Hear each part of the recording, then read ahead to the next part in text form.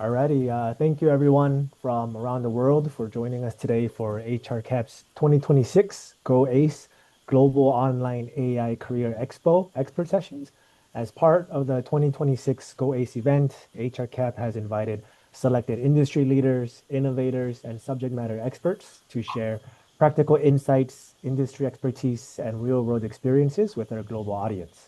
Each session is designed to connect expert perspectives with the needs of global professionals, emerging talent, hiring organizations, and business leaders, helping them stay informed, develop relevant skills, and make better career and business decisions.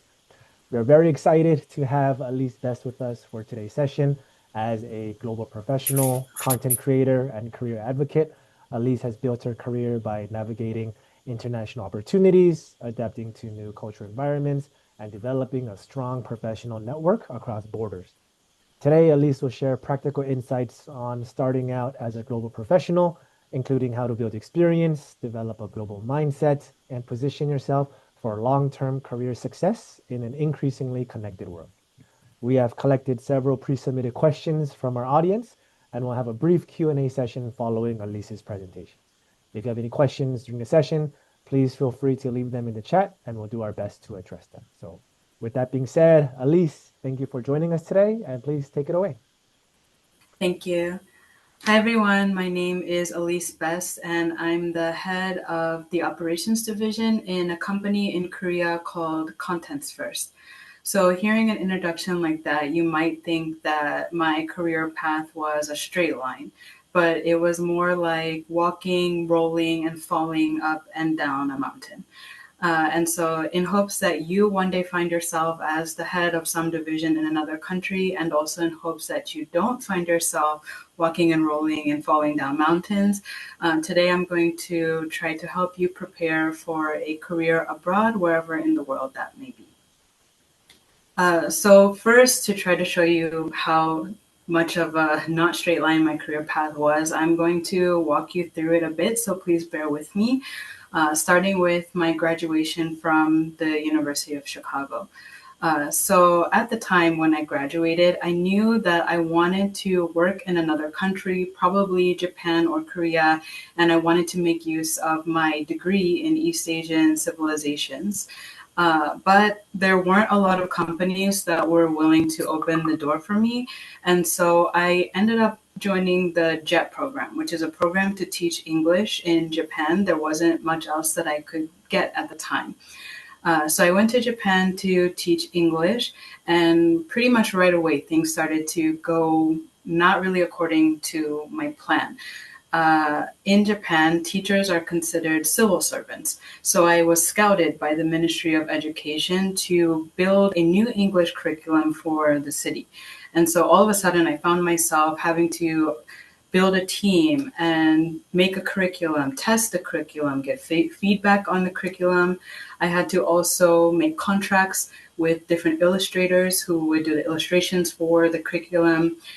Because we had to make a textbook, this also meant that I had to make contracts with different printing companies. So it was a whole new experience for me. It was pretty much my first time doing anything in project management, although I didn't really recognize that at the time. Yeah, that was just example one of things not really going the way that I expected them to go. The next example of that is that I ended up not liking Japan, which was a surprise to everyone because I was so enthusiastic about going there before I went. So I ended up leaving Japan and I went to Korea, where I originally intended to stay for only 6 months. I came to study Korean in a language school. Really, I was just trying to boost up my resume and try to get a job back when I returned to the States. But I ended up liking it a lot more than I myself expected, and I wanted to stay. But I found that having a degree from a Korean university really set you apart when looking for a job as a non-Korean citizen. So I ended up going to the Yonsei School of Business to get an MBA. And again, even after that, I wasn't sure that I wanted to stay in Korea, but I didn't have much of a choice because COVID started. So I decided to stay and I got my first job. but I actually got this job through networking, which I'll talk about a little bit more later on.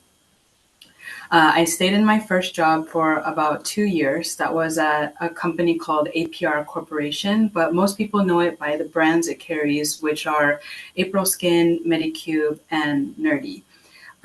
But I found after 2 years, cosmetics was not really for me. And so I took a huge pivot into the webtoon industry.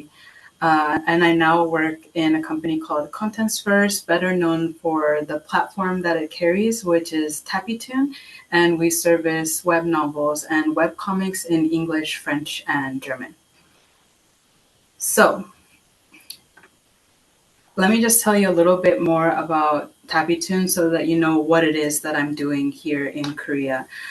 So as I said, Tappytoon is a webcomic and web novel platform. And while my position is officially called operations manager, what that really means is that I'm a platform manager. So all the different places that you find the comics or the different promotions that you find the comics in, those are planned by my team. We also recently launched a merchandise shop. So it's merchandise affiliated with the same comics and novels that we carry. So we sometimes have offline promotions as well, and we attend different anime conventions. And so you'll find me at some of those also. So that's my story, but where should you start? The first thing that I hope that you can kind of get the gist of from my story so far is that you should narrow down the locations that you want to go to. So I have talked to many people who have said that they want to get a job abroad, but the strange thing is that they don't really know where in the world they want to go. And in some cases, I would say maybe they don't care. They just want to leave the country that they're currently in and have kind of a romanticized idea about living abroad. But one thing that can happen if you approach getting a global career that way is that you wind up going somewhere that's not really for you, which is what happened to me when I went to Japan. And I would say that I hadn't really looked enough at the work culture in the country. I knew about the culture outside. I knew about the fun things that I could do. I knew about the restaurants and cafes I wanted to visit, but I didn't really look at the cultural norms in the workplace. And so I ended up finding that it really wasn't a fit for me. And so this is something that I recommend all of you do. Really look at the culture deeply, including the workforce, and make sure that it's not something that you would not want to be in. So, for example, let's say that in Japan and Korea, for example, there's a lot of hierarchy and there can be a lot of overtime. And they also frequently do team lunches and team dinners. So if this is something that doesn't really fit with your ideal workplace, then maybe Japan and Korea aren't the place for you. But I'm sure there are other countries where that is not the case. So just consider carefully. The next thing that I recommend that you do is develop some cross-cultural skills. So you really want to think about why a company in another country would want to hire you over a local. And that being said, it's very important that you at least make an effort to start learning the language in that country if you don't already speak the language. Just putting an effort and showing the employer that you're willing to learn is already a huge competitive edge for you. And again, you should know the norms in the workplace there. The next thing that I recommend that you do is make a deal with adventure. So just half-heartedly wanting to go to another country or thinking maybe kind of I want to go to this country is really going to hurt you in the long run because living in another country requires a lot of hustle. You might have to find yourself a new job 2 or 3 times after coming to whatever new country you decided on. And so just half-heartedly doing that, you might find that you go home after 1 or 2 years. So you really need to commit to the decision that you're making. And again, that's why you should choose the country very carefully. Finally, you should embrace detours. I would say that even in your home country, it's very unlikely that your career would be a straight line. And if you choose to get a career in another country, the likelihood of it not being a straight line is even higher. So be ready to take the longer road, be ready to take the road less traveled to get from point A to point B in your career. So now that I've had a few different jobs in a few different countries, and now that I find myself in a position to be hiring people also potentially from different countries, I can tell you a bit about what global employers might be looking for. The first section or first area is education. And of course, they'll be looking at if you have relevant degrees or work in relevant fields, or I'm sorry, studied in relevant fields. So that one's pretty straightforward. And it's not that it's make or break for your career path in another country, but if you're just graduating, then they might look at what degree you got and consider whether that is relevant to the position that you're applying to.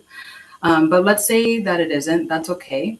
You can pursue some certificates that back up your claims in the resume or back up why they should hire you, even if you maybe didn't have a relevant field.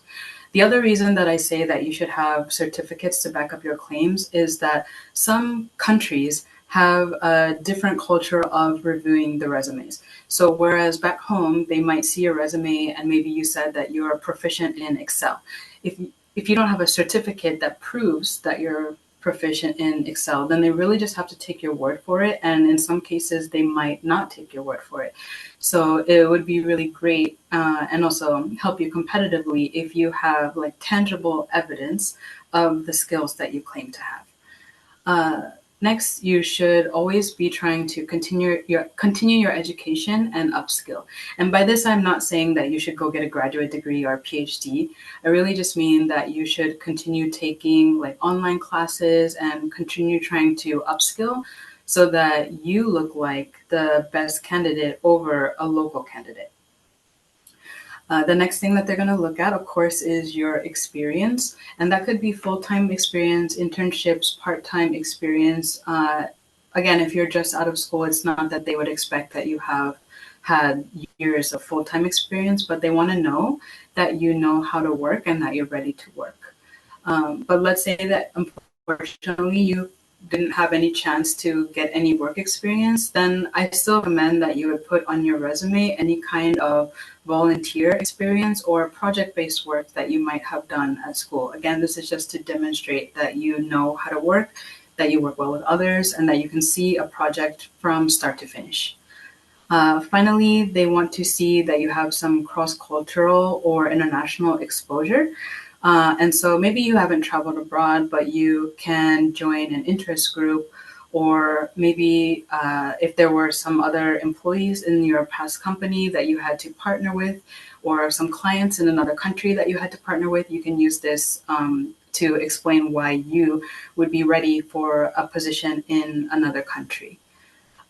Finally, let's move on to the language and communication. So, as I mentioned before, it would be great for you to make an effort to learn the language spoken in the country that you plan to go to. Uh, Best case scenario, you would be able to speak that language fluently so that you can communicate with the other employees in that company or any clients that you have to work with. But if you can't speak the language fluently, just showing that you're willing to learn it as you work might be enough for the company to consider you. But if you have not put any effort into learning the language and you're not interested in doing so, then you would have to offer a lot of additional value to the company for them to consider you over a local. So just keep that in mind. Next, I recommend that you demonstrate that you have good professional writing skills and also presentation skills, particularly in that language. But either way, like in your native language or in the local language is fine. And the way that you can demonstrate this is by including an objective in your resume or by including a cover letter. A lot of people don't do this nowadays, but I find that the people who are more likely to be hired are the ones who did include this and also did include their intent for working not only in that company, but also in that country if it wasn't their home country. And so I recommend that you convey this very clearly. Finally, they'll be looking for adaptability and reliability. you'll be applying for a job in another country, and they really have to take your word for what you're saying about yourself. So if you can find a way to drop in your resume or cover letter somehow that you are somebody who quickly adapts to new environments, or you are someone who is very reliable, and so you wouldn't end up leaving the company right away because maybe the culture didn't fit with you. You're going to do your best to try to fit into the culture, then that would also help you a lot in the eyes of the employer. So now I want to get specifically into some areas with navigating a new work culture in a new country. Of course, it's going to vary based on which country you're interested in going to, but some of the things that I think you should look up are how greetings are done and what is considered professionalism in the country that you're going to. So, do you shake hands? Do you have to bow? Is there a certain degree that you have to bow to? These are some things that you should know before going to work in another country so that you don't offend anyone and so the employer is not regretting choosing you for the position. The next thing that you should look into is the level of hierarchy and seniority that is applied in that country. So, in some countries, it might be fine to refer to someone by just their first name, but in other countries, you need to also tack on their position within the company. So, for example, I would be called Allyce division leader or division leader Allyce. So you need to just be familiar with that again so that you're not offending anyone when you join the workforce in a new country. Next, you should look into if they have any team building or social events as a cultural norm in the workplace. So I know that there might be some people who really don't want their free time infringed upon after they get off work. And so they wouldn't want to work in a company that has a lot of work dinners. But this might be the cultural norm in the country that you've decided to go to, so you need to make sure you check on that. Finally, you should know the legal requirements in the country that you're going to. I see that a lot of people come to Korea or maybe they came to Japan and they hadn't checked on the visa requirements. And so maybe the employer wanted to hire them, but they just didn't have the right documents. They didn't have the right education or work experience, and so they ended up losing the position. This is also for your protection so that it's not possible for a company to take any advantage of you if you end up working for them and coming over here. So some of the key takeaways that I hope that you've gotten from this presentation are first that a global career is built on detours. So while a career back home may be a little bit straighter of a path, when you go to another country, I would say that it's almost never a straight path to the top. So again, just be ready to go down the road less traveled to get to where you want to be in your career. Maybe you have a dream company, maybe you have a dream position. You don't have to start out with your dream. You can work your way up. Next, language is going to be your biggest competitive edge. So make sure that you're at least making an effort to learn the language that is used in the country. And I say you should have started yesterday. So as soon as you've decided which country or countries you're interested in going to, start studying the language. Next, you should research the market and not just the companies. So maybe you know what companies you're interested in working at, but make sure that you know the work culture in those companies. And this is something that you can easily find on websites like Glassdoor or the local equivalent of Glassdoor. So really, I mean the job market. You need to know what the job market is like in the country that you're interested in going to. And finally, you should stay relevant. Make sure that you're always studying the new tools and the new standards in the career path that you're interested in so that when you do apply for a job, you have a higher chance of being selected over a local. And finally, you'll see on this slide that I have some YouTube videos I'm actually a content creator, and all of my content is based around teaching people how to get a job specifically in Korea. So that might be a full time job, a part time job, an internship. I also talk about the different visa requirements. So you can find me on YouTube or TikTok under the name My Real Life in Korea, or you can feel free to reach out to me on LinkedIn. Thank you. All right. Thank you, Elise, for that insightful presentation and for sharing practical guidance on building a global career, developing a global mindset, and positioning yourself for success in today's workforce. So we will now move on to our Q&A session. We have received several questions from our audience in advance, and we will start with those first. And if you have any additional questions, please feel free to submit them in the chat, and we'll do our best to address them as our time allows. So, Elise, just for the first question, I want to start off with what was the biggest challenge you faced when starting your career in a new country? You know, you said you went to Japan, and just how did you overcome it? And also the challenges you faced when you came to Korea. So I think the biggest challenge in both cases was just cultural differences. If I give a very specific example, in Korea, it's really important to know what age people are, and then based on their age, you have to give them a different level of respect. But actually, in my first job in Korea, I was older than the person that was in the more senior position than I was. And so this created a really awkward situation, more for the person who was my superior. I don't personally care about people's age. And I would say, honestly, in that position itself, I didn't manage to overcome that. But what I did instead is find a workplace that suited me better. And so I ended up changing to Tapitune. And part of the work culture, which is very publicly known, is that we don't share our ages. This is because the company doesn't want to create a situation where age stops people from being efficient or from being innovative.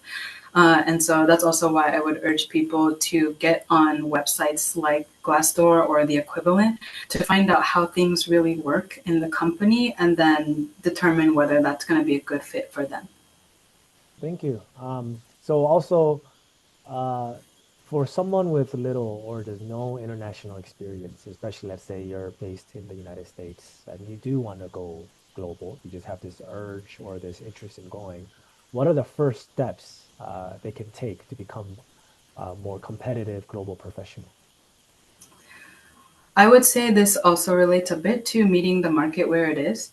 But usually, when someone goes abroad to get a career, they are representing the country that they've come from. So maybe you end up doing, if you're from the United States, US business, or I don't know, US trade.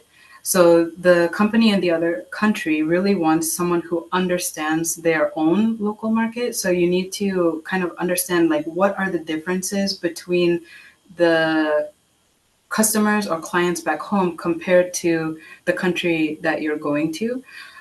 Or maybe the other way around. It's a US based company, but it's in another country, and they want you to understand the audience there. So if you haven't been to the country before, you still have the whole world at your fingertips on the internet. So maybe that means looking at social media to see what kind of things people are talking about in that country. Maybe it means researching on different websites, but just because you can't physically go to that country doesn't mean you can't virtually go there and try to understand the market. Okay. And I know you mentioned, you know, networking, the importance of networking. So I guess for students or recent graduates, how could they build a professional network if they don't have any industry connections yet? So I actually forgot to talk about this. I'm sorry. The first job that I got was through networking, but it wasn't actually from a networking event. One of my classmates from the MBA program had graduated earlier than I did and went to the company first. And it just so happened that a position opened up, and that person remembered me and contacted me and asked me if I wanted to get a job. But this person and I were not necessarily friends. We were just working together on some class projects. And so I would say that networking is really anywhere and anytime. So it's good to have kind of a professional rapport with the people around you because you never know what kind of offers may come your way later. But it's based on the impressions that you've made while talking to them. So just remember to carry yourself well. But let's say you actively want to get involved in some type of networking. I would say that even if it's not professional networking, you can join some kind of interest group based around the language or the country that you're interested in going. And then you never know, that person might know someone in the country who can help you get a job later. So just put yourself out there and make sure you make a good impression.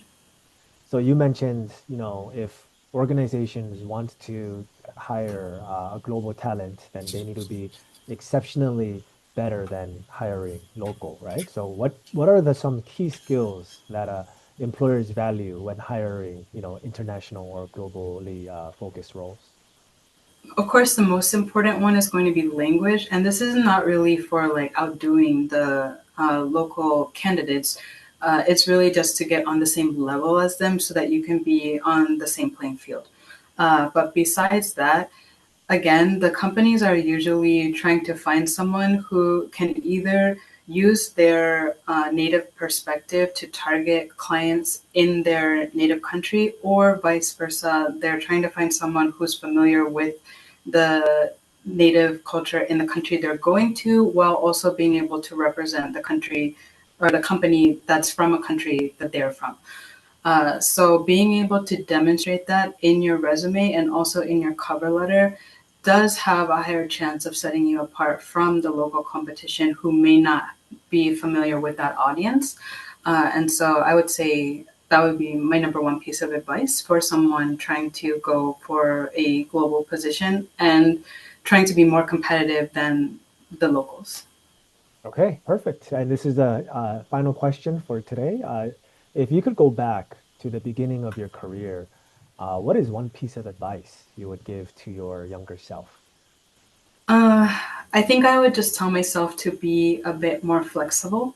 One thing that I think about quite often now that I've lived in two different countries and worked in two different countries is that maybe I was too set on doing things a certain way while I was in Japan. So there might have been more chances and more opportunities for me there, but because it wasn't going my way, I just decided to leave and come to Korea. And I mean, I don't have any regrets about that. I think that things have worked out for me very well. But I do look back and wonder, was there another option for me back in Japan? And so, again, I just say that you should be open to going in different directions than what you may have originally planned and being open to the different opportunities that might come your way. And I would tell myself that if I could go back in time. Perfect. Yeah, and I think that's definitely great advice. So, yeah, thank you once again, Allyce, for joining us today and sharing your valuable insights and experiences with our global audience. We would also like to thank everyone from around the world for participating in today's HRCAP 2026 Go Ace Global Online AI Career Expo expert session. We hope today's discussion has provided practical insights that will support your career growth, professional development, and future opportunities. If you would like to connect with Allyce, we'll provide her LinkedIn in the description. So just make sure to connect with her, send her some messages if you have any questions, and I know she'll be more than happy to get back to you. Also, please continue to explore various opportunities, resources, and upcoming sessions available throughout the 2026 Go Ace event. So thank you again for joining us, and we hope to see you at our future Go Ace expert sessions. Thank you.